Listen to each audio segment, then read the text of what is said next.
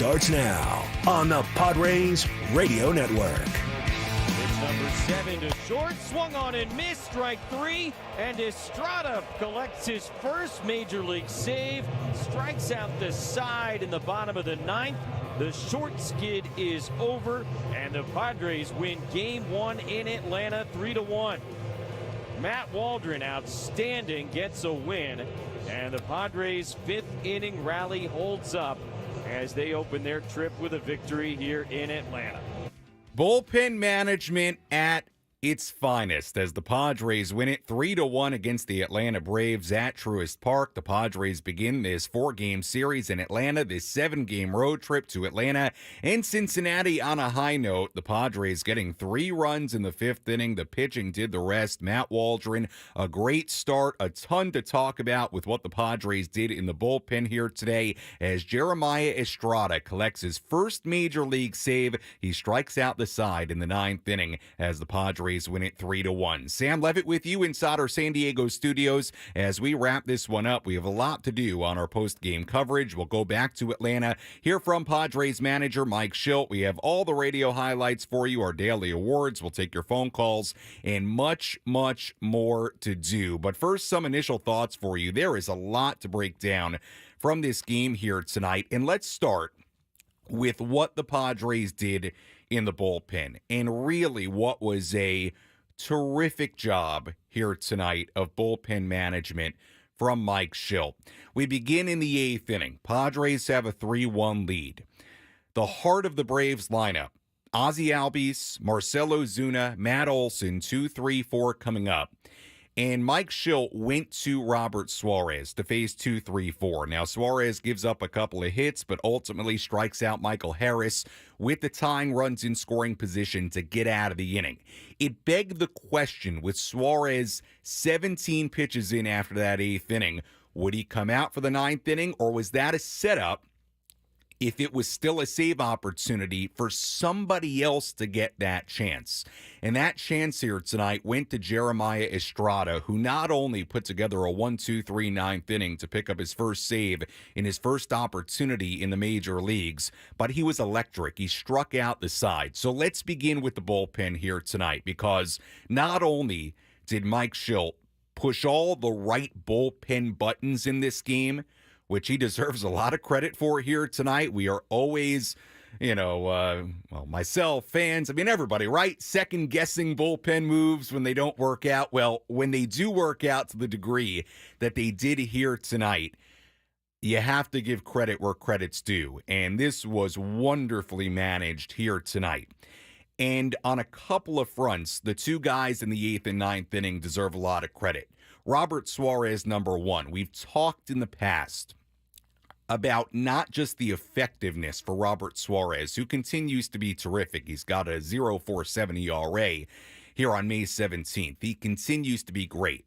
But we've talked about it a lot. His willingness to go the extra mile for his team has been a really, really big deal for the Padres in the early part of this season. And that's now come in a number of different ways, not just the ability to get more than 3 outs, not just the ability to pitch on back-to-back days early on, but his willingness here tonight to say, I don't care about the 9th inning. You need to get through that heart and then middle of the order in the 8th inning. Cool. I don't care if it's not the 9th inning. I'm willing to go do that for you. And then having the faith in Jeremiah Estrada and having Estrada perform the way he did, not only is that a big deal here tonight, you can very easily argue that that's a big deal moving forward. If you now can place trust in a guy like Jeremiah Estrada, if this kind of situation comes up again, where you've got a 1-2 run lead, you've got the heart of an order coming up, and Mike Shildt says to himself, I would rather at this moment have Robert Suarez face those big guys, whether it's the Braves or somebody else, and we can rely on somebody like Jeremiah Estrada on a night where we need him to go get the final 3 outs in the game. That's potentially a big development moving forward. It really, really is. So Mike Shildt pushed all the right buttons in this game, and his players executed. Suarez gave up a couple of hits, but got out of the jam in the 8th inning. And then Estrada, look, you're wondering there as he comes in for the 9th inning against a good Braves lineup. I mean, keep in mind, even the bottom of the lineup, he's got to face Arcia, Duvall, Short. It's still a tough task. In that bottom half of the 9th inning, he was flawless. He struck out the side. So it starts there, the bullpen here tonight. There were a couple of other things that stood out in this game. Number one, and let's stay on the pitching, Matt Waldron, terrific here tonight. 5 2/3 innings, 1 run given up. You felt like the outing could have gone really differently early. The first inning gives up a single, a double, but he ends up limiting the damage in that first inning to just 1 run allowed. Really settled in, set a new career high with 10 strikeouts, 98 pitches on the night. And against this Braves lineup, that is awfully impressive from your number 5 starter. And then when the Padres took the lead, the 3-run 5th inning, Waldron came back out, a shutdown 5th inning, threw up a 0, got the first 2 outs of the 6th inning. So Matt Waldron deserves a lot of credit for what he did here tonight. And we talked about Mike Shildt, right? And there are moves like tonight when Mike Shildt manages the bullpen the way he did when his players execute. It makes Mike Shildt look like a genius, right? That's exactly what you want as a manager. You want to make moves and then have your players execute and have your players make you look really, really good, right? Well, we talked about in the pregame the lineup switch here tonight. Manny Machado going to 5th. The Padres electing to put Jurickson Profar in the number 3 spot in the lineup. It went Arise, Tatis, Profar, Cronenworth, the top 4 here today. Well, you look at that 5th inning where the Padres finally got it going against Max Fried. Arise a single, Tatis walks, and then who collects the first run of the game for the Padres? Who drives in that first run to tie it at 1? You guessed it, the number 3 hitter, Jurickson Profar. So that started the scoring. Cronenworth, the RBI single. Manny Machado got an RBI and a fielder's choice. Just like that, a span of 5 batters, it went from 1-0 Braves to 3-1 Padres. So even the way it worked with the lineup here tonight with Profar batting 3rd, that ended up working out in a really nice way. Did the Padres offense miss some opportunities early on? They did. Padres went a combined 2 for 10 with runners in scoring position. They left 11 on. There were additional offensive opportunities. But I do think the bottom line, and by the way, the Padres had 13 hits. They only scored 3 runs. So there was more offense to be had. But with that said, I think when you zoom out on this game and you consider the Padres just came off a really disappointing series at home against the Rockies, and you look at this starting pitching matchup here tonight, you got one of the best left-handers in the National League in Max Fried, who's been pitching really well. Padres are sending their number 5 starter, Matt Waldron, to the mound. You've got a Braves team that plays really, really well at home. I don't care how you win this game, and I would imagine Padres fans don't care either. I mean, you win, and the Padres found a way to win it here tonight against the Braves. And again, I think the story starts with what happened in the 8th and 9th innings with Suarez, with Estrada, with the aggressive nature that Mike Shildt had in managing his bullpen here tonight. Again, not every manager will do that. Bring in their closer in a key part of the order in the 8th inning. And quite frankly, and this is no shade at Josh Hader, I promise. But as we've learned, not every closer necessarily will do that for you, right? Or want to pitch in the 8th inning. But what we've seen from Robert Suarez is that he is willing to do what his team needs, whether that's been getting more than 3 outs or doing something like he did here tonight. And I not that Robert Suarez is going to be your 8th inning guy. I'm not saying that at all.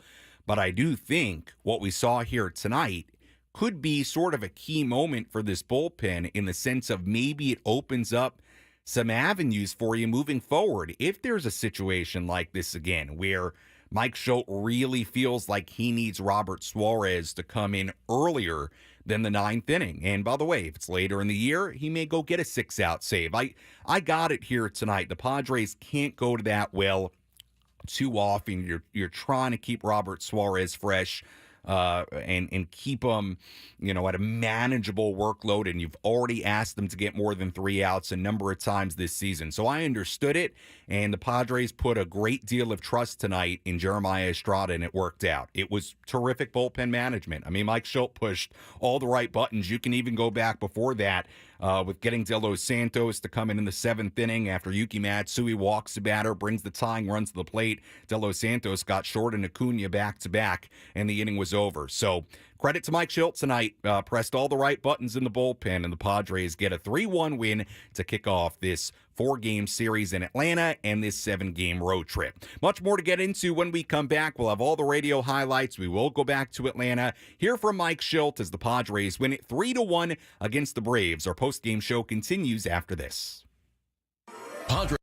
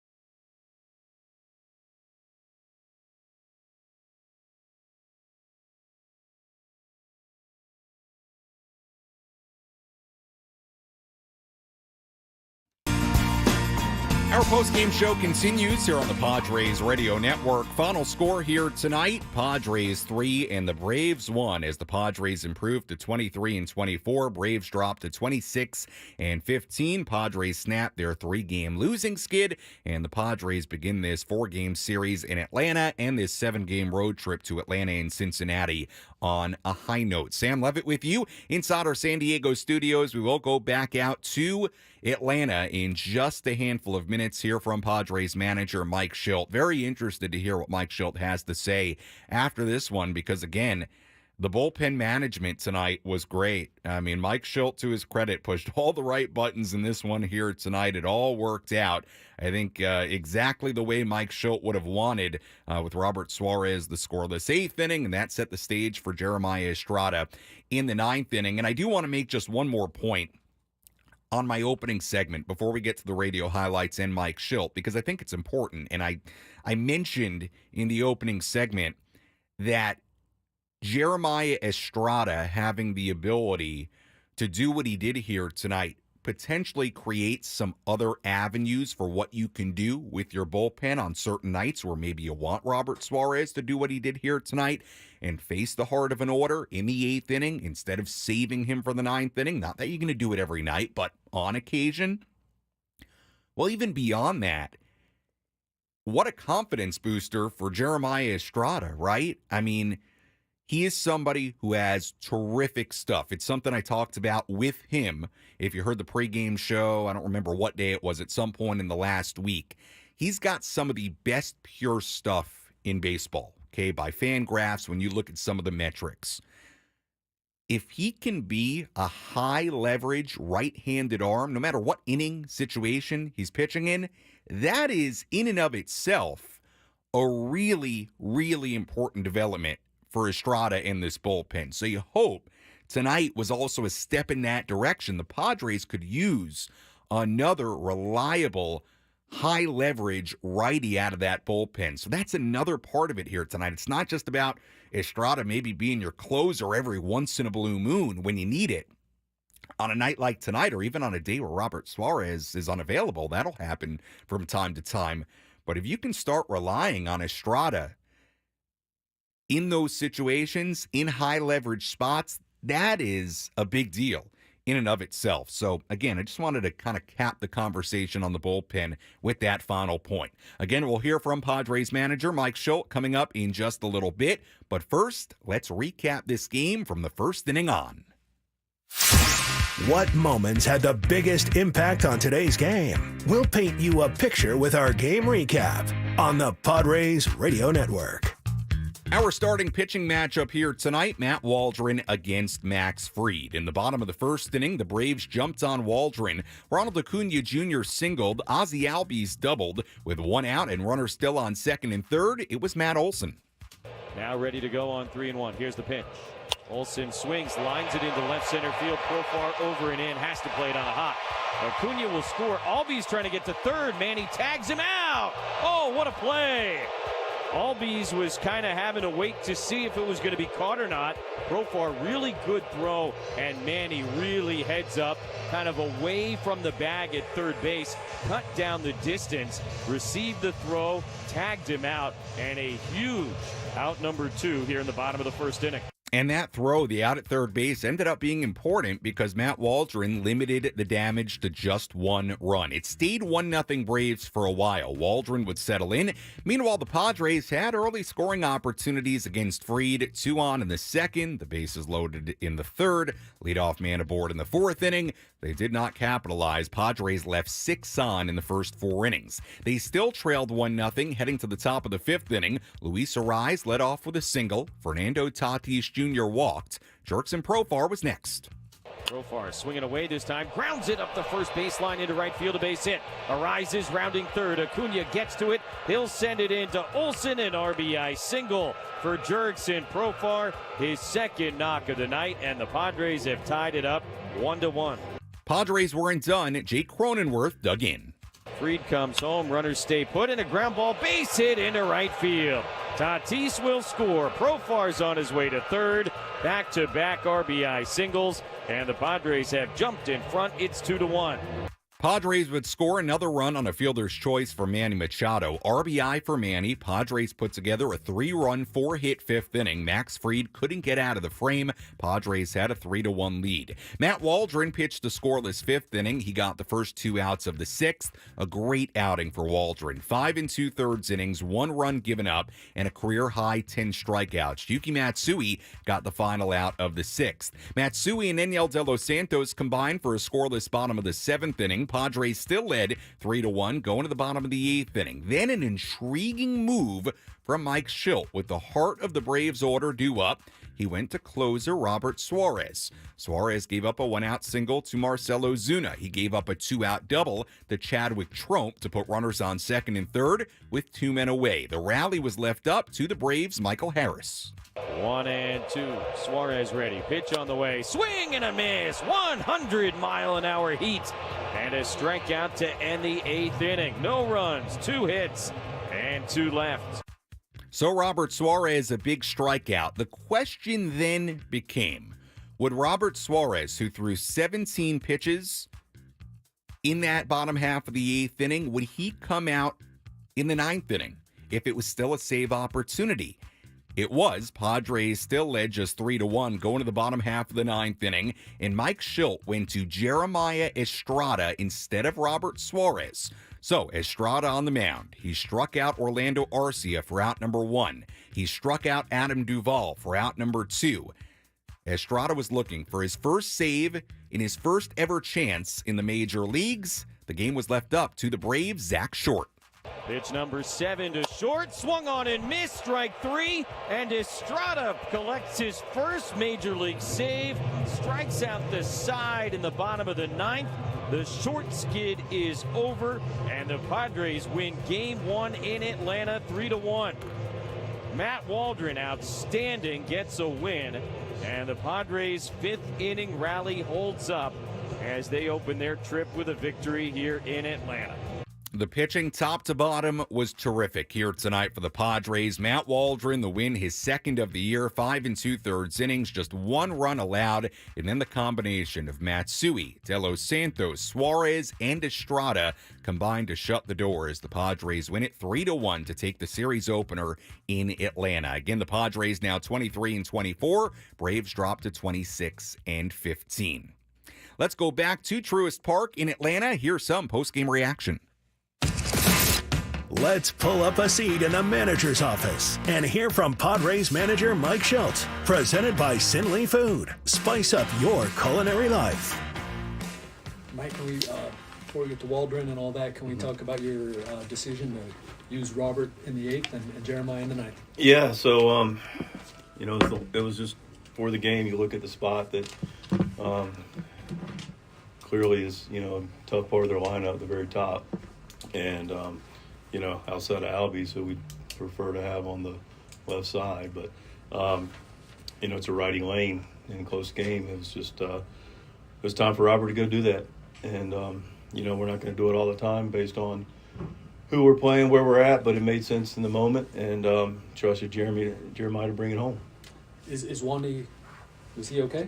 Wandy's good. He just had another right-handed lane, once they switch out for – Duvall for Kalinick, it just created a good spot for Estrada to go in and take that next step. How big was that for him? Huge. Yeah. It's huge. I mean, him able to gain the confidence of doing that. Clearly he's got the stuff, and now he's, been able to graduate to that. I mean, of course we want to keep Robert in that role, but, man, having a guy like that to come in and do what he did, I mean, the bullpen was tremendous tonight. The whole pitching was fantastic. Well, maybe one of the keys, I imagine, in your mind is Matt Waldron did not let the first inning get away from him. And, that's the first note I made. Well, how about that? Yeah. So, Pro's throw was huge to be able to get that out at third base. And, Matty second and third with nobody out and doing some damage control to leave it with just 1 run and settle down. And, Matty settles down and he gets better as he goes. I mean, the numbers bear that out. But he was good. Knuckleball was great, and had some good life to his fastball, and he pitched really well. This was another one where maybe in the Rockies series didn't happen, but all year you give yourselves a lot of opportunities. Yep. And just cashing enough of them. Just enough, yeah. I mean, I like the at-bats. I knew we were on the right. I mean, we faced a really good pitcher tonight in Freed. And, you guys having a heck of a year, and I just loved our approaches. Even Kimmy's ball to end the inning, the double play ball, then when he hit the first, you could tell there was an intent of what we're trying to do and how to move the ball around and not try to do too much. And then, you see it the next inning with Profar. You see guys you see a rise setting the table with, through the middle the other way. And, that's the kind of approaches. I mean, we're going to do our damage, but the approaches were really good tonight across the board. Bogey had good swings. So, 3 runs, was enough, but our approach is really good to be able to. We continue to do that, regardless who we're facing. We're going to have a lot of crooked numbers. 18 strikeouts as a pitching staff today against an offense like this. Just how important is it to do something like that? Yeah, it's impressive. Like I say, Matty was tremendous. Yuki came in, did his job. One of the best ways to do it though is to control counts, and I felt like we were controlling counts pretty much the whole night. And it was impressive. Guys pitched really well. De Los Santos, let's don't sleep on him too. That's a big part of the game when it's a tight game. He comes in and gets short, and then he gets Cooner to pop up. So those are big outs as well. And we got a commander man, Suarez. What a good teammate. Not everybody would say, yeah, I'll take the eighth when you're the closer, but went out and grabbed the eighth. But, worked ahead, controlled both sides of the plate, and, it was a nice job of the pitching staff. So Matsui was switched after he gave the walk, but even he gave like a strikeout, but as your plan, right? Until the clinic spot. Yes.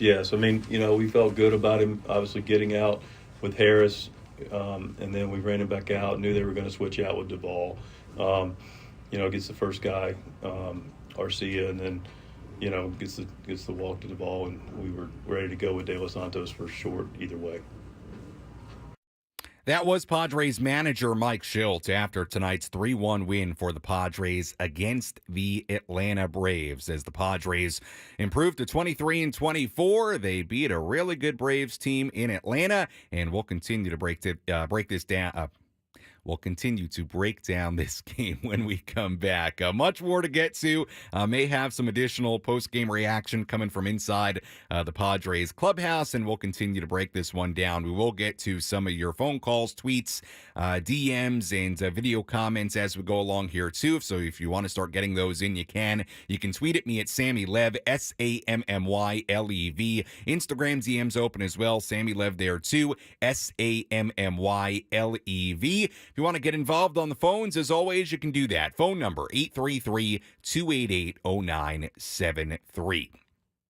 Final score again here tonight, Padres 3, Braves 1. More post-game after this on the Padres Radio Network.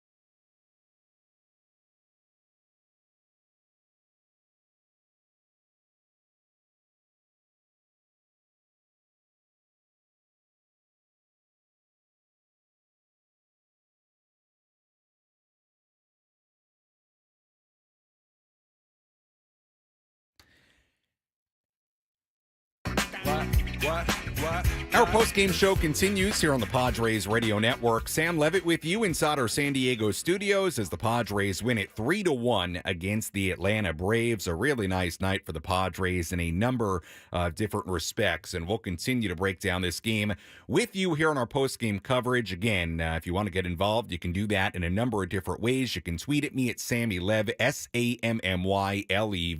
Instagram DM's open as well. Sammy Lev there too, SammyLev. If you want to call in, we already have a couple of people on hold, so we'll get to those coming up in just a little bit. 833-288-0973. As always, the phone number there. And if you want to comment on the video stream, you can do that as well. I'll tell you what. For relief pitcher of the game tonight, this was really tough. I did put out a poll on my Twitter, but then I was thinking about it during the commercial, and it's one of those nights where I don't think relief pitcher of the game can be just one reliever. I think it's got to be two. Let's tell you more about it. Which pitcher was able to come in and slam the door shut? It's time for the relief pitcher of the game in support of the Jacobs and Cushman San Diego Food Bank, providing food assistance to local children, families, and seniors in need. To get help or give help, visit SanDiegoFoodBank.org. 1-2. Suarez ready. Pitch on the way. Swing and a miss. 100-mile-an-hour heat. And a strikeout to end the 8th inning. No runs, 2 hits, and 2 left. Pitch number 7 to short. Swung on and missed. Strike 3. And Estrada collects his first major league save. Strikes out the side in the bottom of the 9th. The short skid is over. And the Padres win Game 1 in Atlanta 3-1. Matt Waldron, outstanding, gets a win, and the Padres' 5th inning rally holds up as they open their trip with a victory here in Atlanta. Why not 2 relievers here tonight for relief pitcher of the game? Robert Suarez, the 8th inning, coming in early against the heart of the Braves lineup, gave up a couple hits, but found his way out of it, dealt with the tying runs in scoring position, strikes out Michael Harris to end that inning. And then how about Jeremiah Estrada? I mean, just incredible effort here tonight.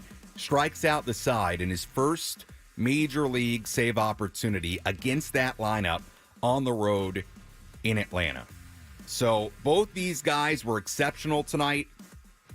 And for that reason, it's co-relief pitcher of the game here tonight. Suarez gets part of it. Estrada gets part of it. They were both really impressive in this game with what they did. So one of those rare nights, a good problem to have if you're me here on the Padres Radio Network tonight. Have to split it up, give it to 2 guys. So great job by Estrada and great job by Robert Suarez, the co-relievers of the game here tonight. Padres win it 3-1 against the Atlanta Braves on this Friday night in Atlanta. We're deeply saddened to learn of the passing of Joan Jacobs, a truly dedicated civic leader and visionary philanthropist who worked to make the world a better place. Joan and her husband, Erwin, provided generous support and resources to help the San Diego Food Bank grow and become the true regional food safety net of our county. Joan and Erwin's beliefs in creating positive generational change has forever transformed San Diego for the better. We'll be back after this on the Padres Radio Network.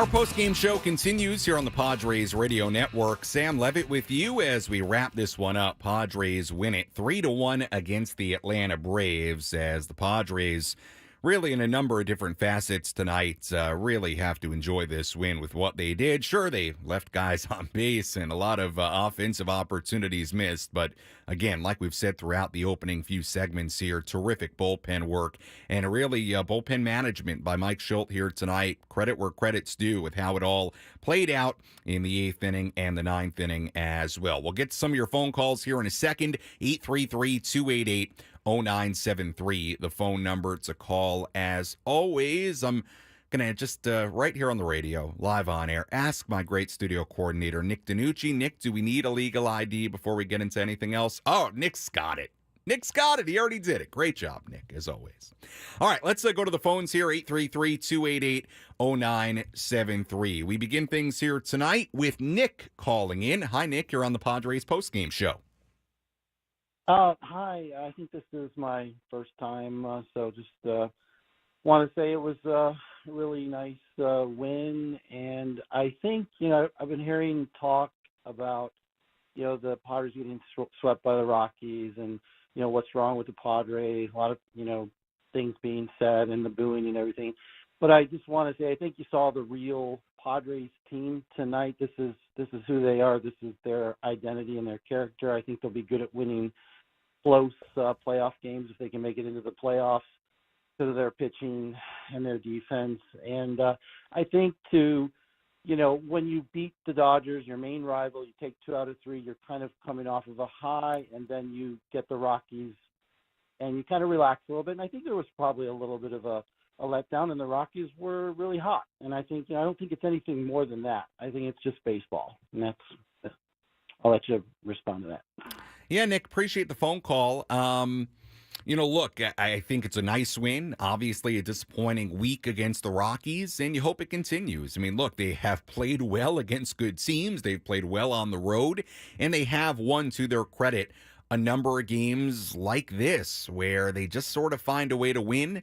Don't necessarily, cash in every offensive opportunity. I think on May 17th, we're a ways away from talking playoffs and when they get in, if they get in, what they do. But look, you felt like tonight was important because of the way they played against Colorado. And look, the Padres, to their credit, they've played well against good teams, and they've played well on the road. And they've seemingly, in a lot of cases, found ways to win on the road. So, and against good teams, and they continue that here tonight. Let's go to Gonzo calling in from Ocean Beach. Hi, Gonzo. Hi, Sammy. How are you tonight, buddy? Doing well. Sweet. So it's put the past behind us. We had one day to sulk and complain. I think they kind of got over it too, but it looked like they had a strong head today. They fought through it. I more want to know about Darvish tomorrow. I believe he has an opportunity to get his 200th combined win, but I don't think he faced the Braves last year in 2023. I think he saw them in 2022. Do you have any concerns about the year gap that he didn't see them? I don't have any real concerns. I mean, look, Gonzo, and appreciate the phone call. I think you've been really, really good lately. And obviously, it's a tough test on the road against a good Atlanta lineup, although a lot of these big hitters for Atlanta are not swinging the bat super well to begin the year.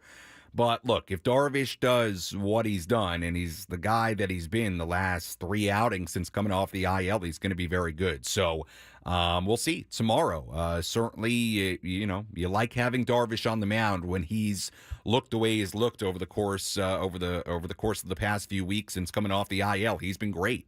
He's in the midst of what's tied for the longest consecutive scoreless innings run of his career. So whether it's the Braves lineup or somebody else, when you is pitching like he's pitched as of late, to be honest with you, to me, it doesn't really matter who the other team is, because I think you, in all likelihood, puts together a really good outing when he's kind of rolling like he's rolling. We'll see if he can continue it against what is a very good Braves lineup and on the road in Atlanta. Let's go to Mike calling in from Chula Vista. Hi, Mike. You're on the Padres postgame show. Tammy, first-time caller. Thanks for having me, man. You got it. Here with my beautiful wife, and good night for Padres. But listen, man, I'm wondering if we could get past this hump of 500 team, right? Yeah. If you go back all the way to last year, the Padres are a 500 team. I think on paper, potentially, we could be one of the best teams in baseball. But Manny, I'm going to call out Manny Machado, man. He got to rile up this team. You know, he's had some big at-bats lately. He had some big at-bats in the Colorado series. Come on, Manny. You need to lead our team, brother.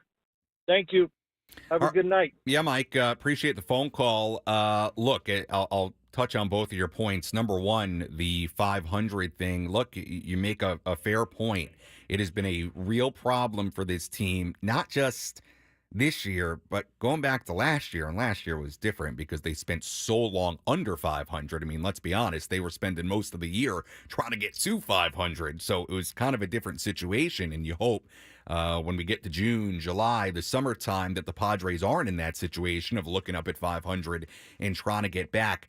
But look, part of the way they get up and above 500 is by not allowing things to happen like they happened against Colorado. I mean, the series against the Rockies, the Padres entered that series a game above 500 and they got swept. It was a great opportunity. I don't care how well the Rockies were playing. Forget that for a second. It's a great opportunity to beef up the record, get above 500, and then take on a good Braves team on the road in Atlanta. So, I mean, you look at it, and if they don't start taking more care of business against teams like the Colorado Rockies, then yeah, it's going to be hard for them to create momentum and get well above 500, which you ultimately want them to do. Look, as far as Manny, he was 0 for 4 tonight. Did have the fielder's choice that led to an RBI. The average is down to 217 after the 0 for 4 tonight. The OPS for Manny on the season is sitting at 611. That would be by far and away a career low. I mean, keep in mind, Manny's OPS even last year was 781. It was 897 the year before. He's never had a year where his OPS has been anywhere near 700, let alone 600. So, look, there's no secret, Mike. It's been a really tough start for Manny, and the Padres need him. Forget about tonight for a second. The Padres need him, and they need Xander Bogaerts, who did have a couple of hits in this game, but they need Manny in a big way. I mean, he is so important to the long-term success of this team here in 2024. They got to have him being somewhere close to the Manny they've had in the past and the guy he's been. It's been a rough start for Manny, so we'll see. Look, there's an argument to be made that the Padres have been able to kind of tread water while Manny and Xander and Fernando all have not played super well. Look, if you want to look at it glass half full, you could say, well, hey, they're a game under 500. They're treading water and we're way early for postseason and wild card standings. But if the season ended on Wednesday, entering today, the Padres have the third and final wild card spot. I only bring it up to put it in context of there is a glass half full view you can have of, hey, they've tread water while those three guys have underperformed. And you hope maybe that's kind of a good thing in the sense of, well, when they really get it going, at least this hasn't been a total disaster while they haven't really been firing in all cylinders. So we'll see if Manny can get it going, but there's no doubt he's very, very important, man. It is very, very important in the long run, win or lose here tonight, that they need him in a big way. Let's go to Dan calling in from Oceanside. Dan, you're on the Padres radio network. How are you? Hey, Sammy, first time. I kind of stole all of my thunder with what you said because you got to butter your bread against the Rockies. Like, the Padres have clearly shown that they can compete with the best. But if you don't get the games versus the guys that you got to beat, you're going to finish one or two games out of the wild card spot. Mm-hmm. And that's what's so maddening about this squad so far. Now, I like the squad that they've constructed, but my goodness gracious, that last series was awful. I'm behind the team. I like what they're doing, but my goodness, it's I think you took whatever I was going to say and made the best of it. But now, I got you, Dan. I get the gist of what you're saying, and look, I'm with you. Yeah, they've got to take advantage of teams like the Rockies. I mean, it was a bad week. There's no way around it. And if they ultimately want to have the kind of success that I assume they're aiming for in 2024, yeah, I mean, they have to play better against those kinds of teams. It was a big problem last year. I mean, look, at the end of the day, the Padres actually came very, very close, despite how disappointing 2023 was. They came very, very close to making the postseason when all was said and done last year in what was a pretty weak National League. And look, the National League, you look at the standings right now, it's a little bit of the same thing here in 2024. Had the Padres fared better against teams you feel like they should have handled better in 2023, they still might make the postseason last year, despite everything that went on. So it is, look, I think it's totally fair to expect and want this team to play better against teams like the Rockies. Now, look, they have played good against good teams so far. That's not all that dissimilar to last year. They've played well on the road so far. If there are two things you really want this team to do in the next couple of months, I would say, number one, they got to start playing better against teams you feel like they should beat. And number two, they got to start playing better at home. They got to. The offense at home has been far worse than what it's been on the road. The overall record at home has been worse than what it's been on the road. They've been a good road team. They've got to play better at home in front of sellout crowds at Petco Park. It was a problem last year. They have got to play better at home. So, look, doesn't take away anything from tonight, but I totally understand the frustration. Maybe hasn't all the way subsided from the series against Colorado. Got a lot of phone calls here tonight, a lot of first-time callers here tonight. Appreciate all the newbies calling in. Let's go to Ben calling in. Hi, Ben. What's up, man? How are you? Doing well. I just wanted to see, when is the next time we play the Rockies? Because, oh, my gosh, they absolutely destroyed us, and then we have a game like this against the Braves. It's just ridiculous. Yeah, look, it's more of what we've been saying, Ben, and appreciate the phone call. It's more of what we've been saying, right? Yeah, you got to take care of business against the Rockies and teams like that if ultimately you want to have the kind of success this team aims to have in 2024. There's no secret around it. Look, does it take away what they did here tonight? No. Is it... Can this team, or has this team been over not just this year, but the last couple of seasons, a little maddening because of the way they've played it? And look, this year so far is a prime example, the way they've played against the Dodgers, winning tonight against the Braves, although, look, they got 3 more games against Atlanta. So they've got more work to do in Atlanta, no doubt. But look, the way they've played against the Cubs this year, the way they've played against the Dodgers so far, and then you have a team like Colorado, and you're sitting there at 2-5 against them. Yeah, it's a little bit maddening, and it's something they've got to shore up. They've got to be better against teams you feel like they should beat up on, and they just haven't done that, and that's going back to last year. So we'll see if they can do it. Look, tonight does not erase what happened in Colorado, but look, you take the win, you run with it. You're in Atlanta. You hope to get another win at the very least to split this series, and you run with it from there. All right, we'll get to some more of your phone calls here coming up in a bit. 833-288-0973. Let's quickly tell you about our player of the game. Which player had the biggest impact on today's game? Let's find out who is today's player of the game. Presented by Valley View Casino and Hotel. Catch every game at Patties and Pints. Plus, enjoy $4 beer every Thursday. Visit valleyviewcasino.com today. 1-2 pitch, swung on and missed. Strike 3. Number 10 for Matt Waldron, a new career high. And 2 down here in the 6th inning. Matt Waldron, our player of the game here tonight, 5 2/3 innings, 1 earned run given up, 5 hits, walked 2, struck out 10, 98 pitches. He was great against this Atlanta lineup. You couldn't have asked for more from Matt, and once again got better as the game went along, which you really, really like. Got better as the game went along. He limited the damage in the first inning, kept it just a 1-0 deficit, and then kept the Padres ahead when they took the 3-1 lead. So really, really good job by Matt Waldron all the way around. And for that reason, no doubt to me here tonight, our player of the game.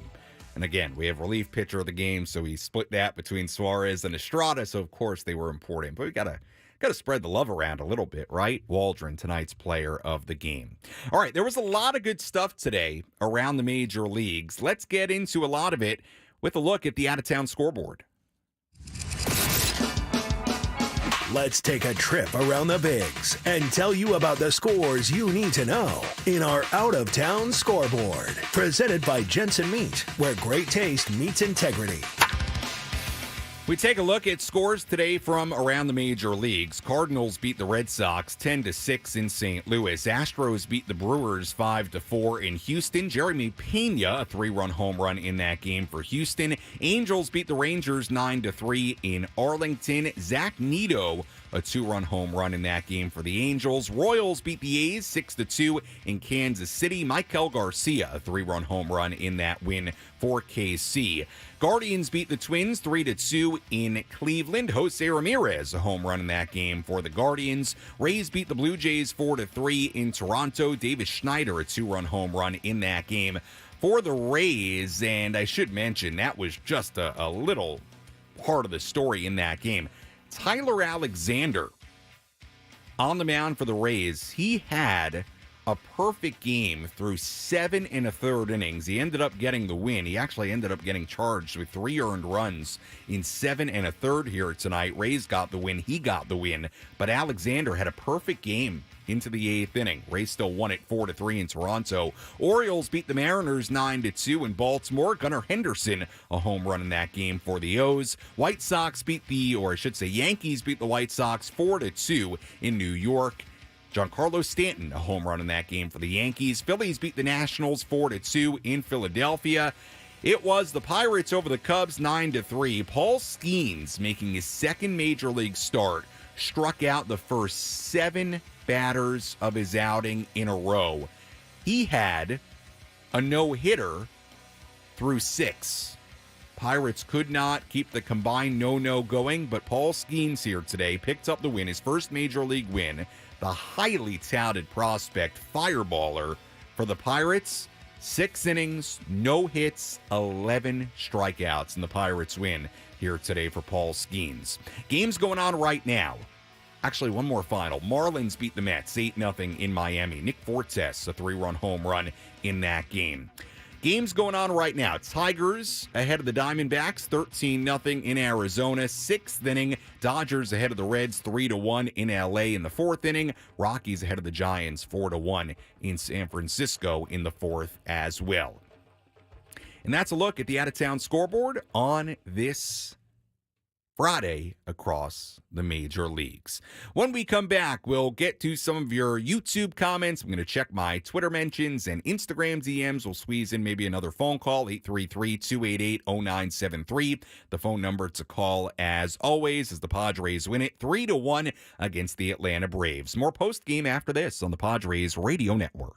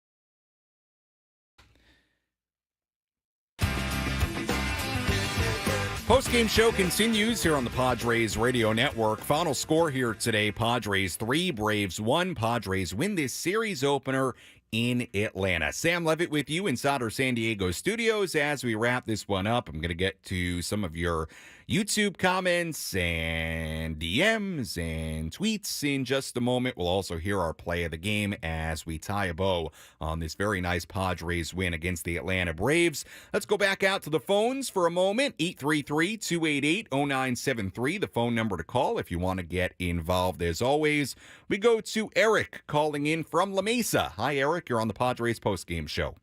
Hey, Sammy. How you doing? Doing great. Good deal. Hey, you know what? I didn't want to call in and bring this up. I was like trying to decompress, but like I went back and looked at the numbers, man. It's 5 for 45 with runners in scoring position. 5 for their last 45. That's a 111 clip. 2 for 10 tonight. I mean, the same problems are persisting. They were lucky to escape with a win tonight. So I just wanted to leave you with that, and if you could bit deeper. It's just not going to get it done. Yeah, Eric, look, it's a fair point. They got to be better with runners in scoring position. Last 5 games coming in, and appreciate the phone call, Eric. Last 5 games coming in. Let me pull up this note here that I had pregame. Give me a second. I'm looking for it. The 5 games before tonight coming in, they were 3 for 35. So that's how you got to the 5 for 45 after tonight. 3 for 35, though, in 5 games coming in. That was the worst mark in the major leagues in that 5-game span with runners in scoring position. So, Eric, it's a fair point. They won this game. They won a tight game. The bullpen management and execution tonight was great, but they left a lot of opportunities on the bases. They left a lot of runs on the board. I mean, they ended up leaving, number one, they got 3 runs on 13 hits, and they got, they left 11 on base. And they were 2 for 10, like you alluded to. So, look, Eric, it's a fair point. They were fortunate to win this game, but they left a lot of opportunities offensively out there. And, look, you hope it's something they can, clean up a little bit. This team had been pretty good with runners in scoring position. Really, they had. And the last 6 games, it's been tough. 5 for 45. Really, really has been tough. So it's a fair point. Got to be better in those situations, and hopefully they will be moving forward. We'll squeeze a couple other phone calls in, then I'll get to some of our video comments and DMs as well. Let's quickly hear our play of the game.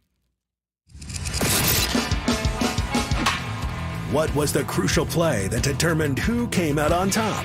This is today's Play of the Game, presented by Bill Howe Plumbing, Heating, and Air. 1-2. Suarez ready. Pitch on the way. Swing and a miss. 100-mile-an-hour heat. And a strikeout to end the 8th inning. No runs, 2 hits, and 2 left. Play of the game here tonight. It was a tough one. Could have gone with some of the offense in the 5th inning. Could have gone with Jeremiah Estrada striking out the side to end the game. But you know what? I mean, it really felt like the game was in the balance in the 8th inning, right? With Robert Suarez tying runs on base. Strikes out Michael Harris, base hit, ties the game. One big swing, gives the Braves a lead in that spot. Suarez coming in. I mean, you're bringing him in there to get through that inning one way or another. If it doesn't work out, man, that's tough. And he did. He got through it. So to me, that was the moment. And for that reason, our play of the game here today. So good stuff there from the Padres. No doubt about it. As the bullpen management once again here tonight was terrific. We'll squeeze in some more phone calls here. We got a lot of phone calls tonight, so I do want to squeeze in as many as we can. Quickly here, just reading up some video comments here.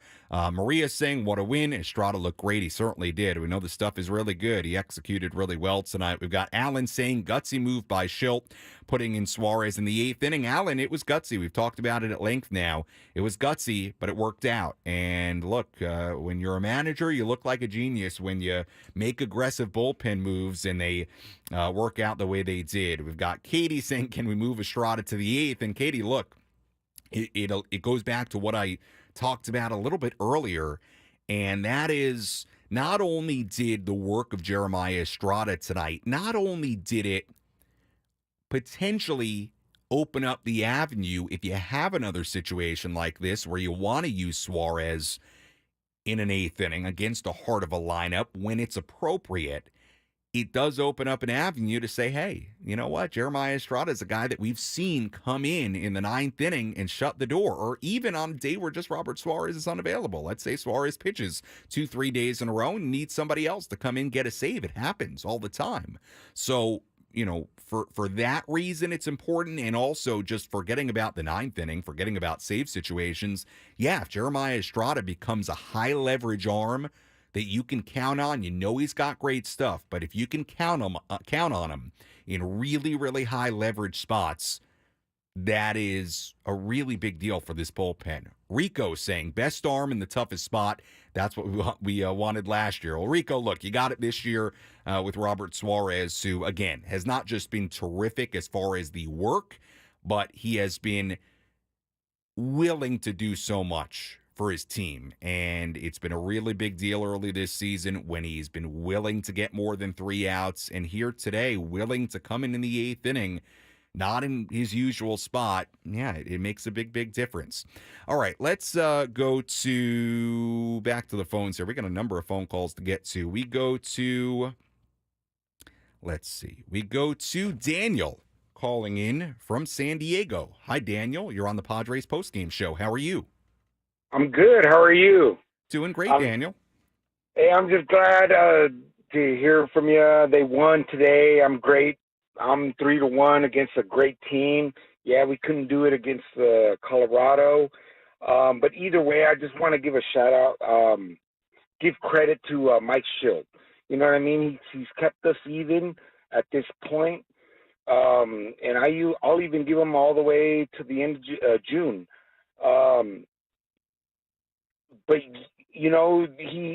what a great call. Really, the heart of the lineup coming up in the eighth inning, and he puts in Juarez. You know what I mean? Get him out and let Estrada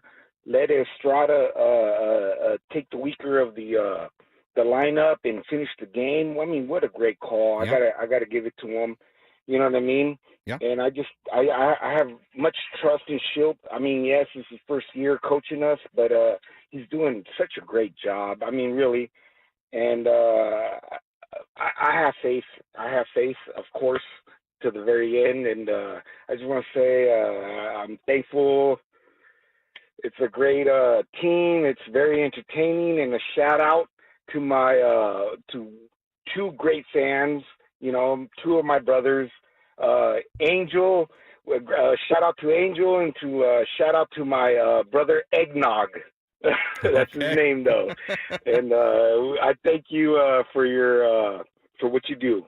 All right. Well, appreciate the call, Daniel. And look, you're right. Mike Shildt deserves a lot of credit tonight. When you make moves like that and they work out as well as they did here tonight, it was pretty perfect bullpen management. And look, there's a lot of second guessing when guys and I should say not guys, managers make moves that don't work out. It's part of being a manager.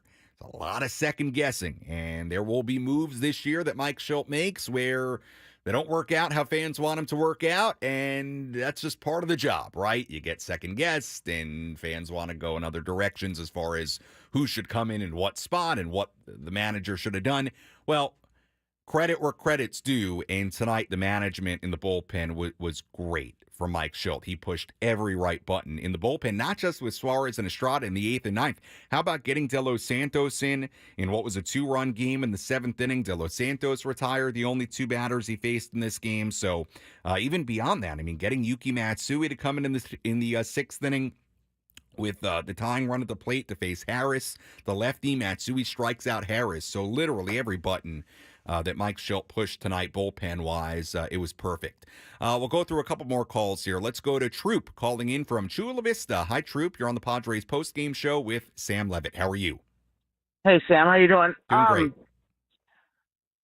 I have a question. You have the numbers up with the runners in scoring position. I'm curious to see how many RBIs there are because Manny went 0 for 1 in runners in scoring position night before last, or was it today? Or did he? But anyway, he went okay. 0 for 1 and got an RBI. So that runners in scoring position is kind of a. I don't really like that because it doesn't tell the whole game. I know that it's bad, but they're still getting runs. They walk in a run, that's a 0 for 0. Yeah, for sure. I mean, look, Troop, it's not the end all be all, and appreciate the phone call, Troop. It's not the end all be all. It's a stat that does matter, though. I mean, look, Manny had an RBI tonight in that spot in the 5th inning, puts a ball in play, gets the RBI. Yeah, produced a run. It does not count for a hit with runners in scoring position. So, to Troop's point, it's not the end all be all. But with that said, it is an important stat. I mean, when you have runners in scoring position, you want to get base hits and drive in the runs. So they've not done great in that department the last 6 games. We went through the numbers just a moment ago. But look, it's not the end-all, be-all. Hey, there are productive outs, sac flies. Look, there's situational hitting.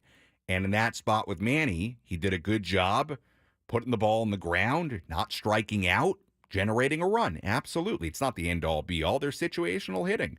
There's times where, hey, infield back, runner on third, less than 2 outs, get the ball on the ground and get that running. Whether you get a hit or not, you get an RBI. So, look, 2 things can be true. Not the end-all, be-all, but I would say runners in scoring position can be pretty important as well. And that number does mean something, right? We've learned that over the years. Let's go to Matt calling in from San Diego. Hi, Matt. Hey, Sammy, big fan. I appreciate all of your hustle and all the reporting that you do, and good energy you bring to this radio station. So thank you for everything. Does this all come, like Waldron obviously has emerged as the legitimate 5th starter. This guy has worked his tail off, and I think he deserves a lot of credit. I think Shildt is awesome. This comes down to Manny and Tatis not being Manny and Tatis. We are 1 game below 500. If these 2 guys were hitting 285 to 290 and doing what they're supposed to do when they're runners in scoring position, isn't this a whole season of a different conversation? Isn't it that simple? Bogaerts is showing signs of life. Ha-Seong Kim is buried in the 9th spot, and he'll do what he's going to do when he does it and how he does it. This comes down to our 2 big stars not doing what they're supposed to do. Yeah, look, Matt, I'm totally with you in the sense of, well, I guess there are 2 elements to what you're saying. Number one, and it goes back to what I said earlier, right, Matt, that they've been able to tread water despite, and this is the very glass half full way of looking at things, right? That they've been able to tread water without Manny, Tatis, and Bogaerts. Exactly. Doing what you think they should do. And look, I'm with you. If they continue to do some of the things they've done, whether that is Waldron holding his own in the 5th spot, whether that's guys like Merrill, doing really good things, and Cronenworth having a bounce back year, and my goodness, Jerks and Profar, who had 2 more hits and an RBI here tonight.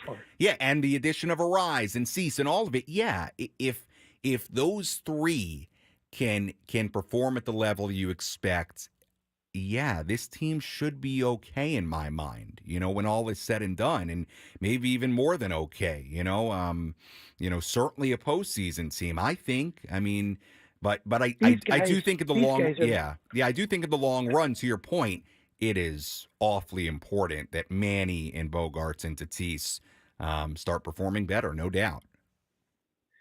Yeah, I just think if you really try to simplify things, given our state of one game below 500, and the idea that we lost 4 to the Rockies, and if we were, 6, if we were beating the Rockies the way they've beaten us, we're not having this conversation. This is becoming like we are beating the teams that we're not supposed to beat and losing to the teams we're supposed to beat, and it comes down to those 2 guys. To me, it's those 2 guys. Because Bogaerts, again, he's now back in the 6th spot. He's working his way through it, showing signs of life. Yeah. Manny and Tatis, I think Tatis is skating right now. No one's really pointing out the fact that he's not near who he is or should be. Like, Manny's getting all the attention, but Tatis isn't doing what he's supposed to do either.